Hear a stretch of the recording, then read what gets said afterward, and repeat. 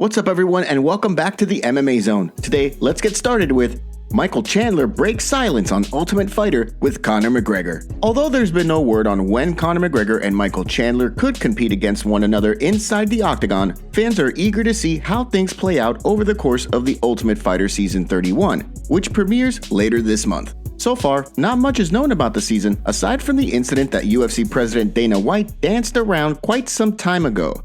As White revealed, McGregor and Chandler's relationship went from amicable to full-blown chaos incredibly quick, as the UFC president admitted that in his younger days, he may have been able to jump into action quicker. So far, however, there's been no word as to what exactly took place. Theories have flown that there may have been a late stoppage during a fight that led to the Irish superstar jumping into the octagon.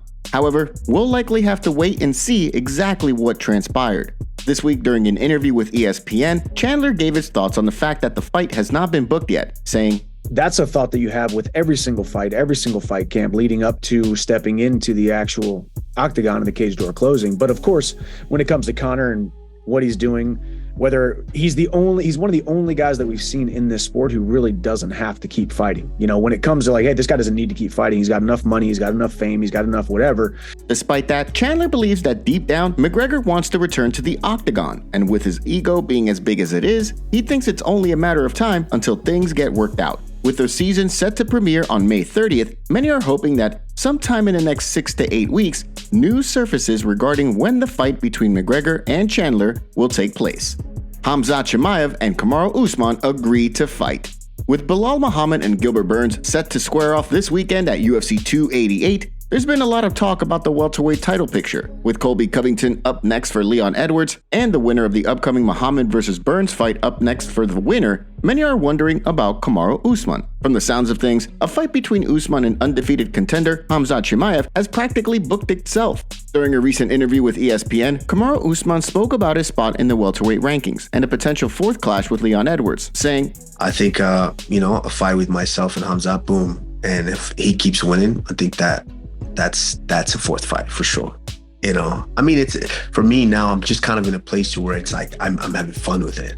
I'm having fun. So it's like, what's the biggest, funnest, most intense fight that really makes me feel that?" Yeah.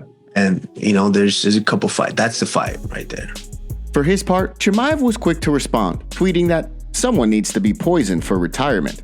The news is somewhat surprising, given that prior to Usman's comments, it appeared Chimaev would move up to middleweight and fight Paulo Costa at the end of the year in Abu Dhabi. Should the fight wind up happening, who do you think gets the win? Drop your predictions in the comments section below.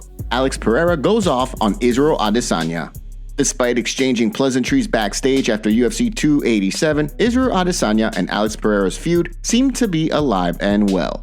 After Pereira took to Twitter recently saying that he and the Last Stylebender are the two best fighters, but he's better given his 3-1 record over Adesanya, the champ then responded, saying that his win was higher quality than Pereira's 3, reigniting the rivalry between them.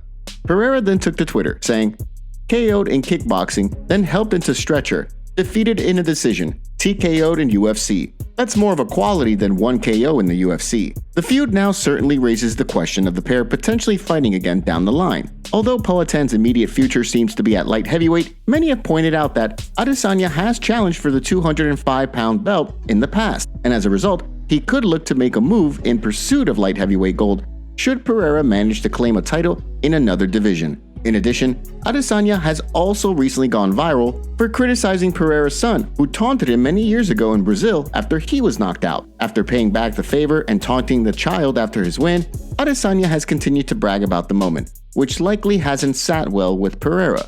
Do you think we'll ever see these two compete in the octagon again? UFC Fight Updates. This week has seen 3 fights added to upcoming cards. And without further ado, let's jump right in. First up on the calendar, we have a clash between Ronnie Lawrence and Dan Argueta on June 17th. The card is expected to be headlined by a middleweight clash between Marvin Vettori and Jared Cannonier, and we'll see Lawrence look to bounce back from a July loss to Sadykhov Akhramonov.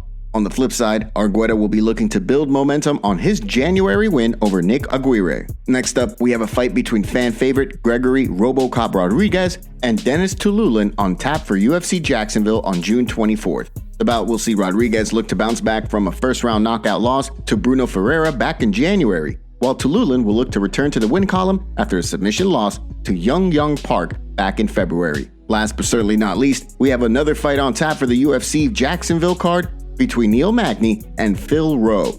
Magny will look to bounce back from a first-round submission loss to Gilbert Burns back at UFC 283, while Rowe will look to add to his 3-fight win streak that has seen him knock out 3 straight opponents. Chatri Sityodtong claims Francis Ngannou made outlandish demands. News recently surfaced that One Championship had decided not to offer former UFC heavyweight champion Francis Ngannou a contract after meeting with the Predator. According to Chatri Sityodtong, the reason the promotion did not offer Ngannou a contract was because of non-financial reasons. Now, however, Sityodtong is claiming that Ngannou went as far as to request a seat on the board of directors, as well as the right to determine what his opponents should be paid. In addition, the promotion allegedly offered Ngannou $20 million guaranteed. However, they couldn't reach a deal.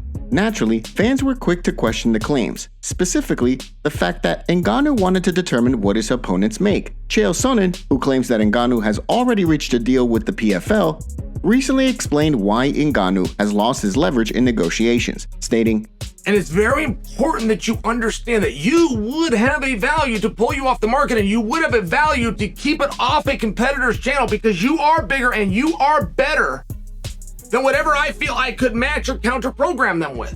Them having you would win the night before we even get going. But if they don't have you, I don't need you." And that's the part the athlete misses. With just the PFL and Bellator left, we turn to you. Where do you think Ngannou is going to wind up signing? Drop your thoughts in the comments section down below. Before we continue, make sure you give that like button some love and be sure to subscribe to the MMA Zone for all of the latest news. Ali Abdelaziz drops bombshell regarding Makhachev versus Volkanovski fight. At UFC 284, Islam Makhachev and Alexander Volkanovski competed in a highly anticipated bout that saw Makhachev retain the lightweight title. Although many disagreed with the decision, that wasn't the only source of conflict in the aftermath of the Fight of the Year contender. According to Dan Hooker, an IV was illegally used to rehydrate Makhachev prior to the fight. However, neither Hooker nor Volkanovski's head coach, Joe Lopez, were able to provide proof of the claims. From the sounds of things, Volkanovski's team believed that either Makhachev or his teammate, who was also fighting on the card, had used an IV, but there was no way of knowing who did so. Now, Makhachev's manager, Ali Abdelaziz, has claimed that on fight night, it was actually Volkanovski who weighed more after rehydrating, not the lightweight champ. He spoke in an interview with the Schmo, saying, "But I believe maybe he's salty. Islam fought him. He almost taken his armor home. I don't know what it is. Don't try to point fingers. In reality, and I got this from the UFC, fight night, Alexander Volkanovski weighed 2 pounds heavier than Islam Makhachev. You're talking about IVs? He weighed 2 pounds heavier than Islam. Right? Islam didn't get no IVs in Australia. You understand? Maybe somebody else did, but Islam did not. From the sounds of things, both sides are interested in a rematch. Of course, first Volkanovski will fight Yair Rodriguez in a title eliminator fight, with Makhachev likely defending his title against the winner of the upcoming Charles Oliveira versus Beneil Dariush fight in Abu Dhabi later this year. And now for our breaking news story of the day. We have former UFC fighter Khabib Nurmagomedov revealing big news. He revealed today that he's officially opening his own MMA gym called Khabib Gym on Yas Island, Abu Dhabi. Do you think he'll start training UFC fighters at this gym like Islam Makhachev? Thanks for watching the video. Make sure to subscribe and click the notification bell to stay up to date with MMA news every day. Here are the top comments from yesterday's video. I thought Cejudo handled the surprise visit well. Obviously, it was gonna be awkward. And since when does Aljamain care about giving the fans a good show? I'm really sorry about Bryce Mitchell's injury. This guy is made of one piece and is a great fighter. Something is telling me Henry Cejudo will destroy Sterling. P.S. I don't think we will ever see Gamebred Masvidal again in the UFC, but he'll keep on being active. Legitimately excited for Sterling vs Cejudo first legit test for Aljo. And those were the top comments from yesterday's video. If you want to be featured on our next video, make sure to leave a comment and don't forget to check out yesterday's video in case you missed it.